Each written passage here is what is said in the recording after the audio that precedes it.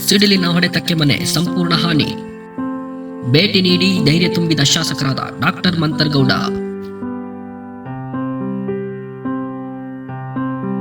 ಸ್ಥಳದಿಂದಲೇ ಮಡಿಕೇರಿ ತಹಶೀಲ್ದಾರ್ ಅವರಿಗೆ ಕೂಡಲೇ ಸ್ಥಳ ಪರಿಶೀಲನೆ ನಡೆಸಿ ಅಗತ್ಯ ಕ್ರಮ ಕೈಗೊಳ್ಳಲು ಶಾಸಕರು ಸೂಚಿಸಿದರು.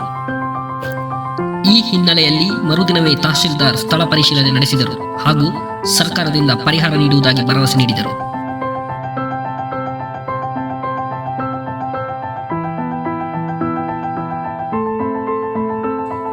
ಮಡಿಕೇರಿ ತಾಲೂಕಿನ ಗಾಳಿಬೀಡು ಗ್ರಾಮ ಪಂಚಾಯಿತಿ ವ್ಯಾಪ್ತಿಯ ಕಾಲೂರು ಗ್ರಾಮದ ಬಾರಿಕೆಮಟ್ಟೆ ಎಂಟಿಲಿಂಗಮ್ಮನವರ ಮನೆ ಸಿಡಿಲು ಬಡಿದು ಸಂಪೂರ್ಣ ಹಾನಿಯಾಗಿತ್ತು.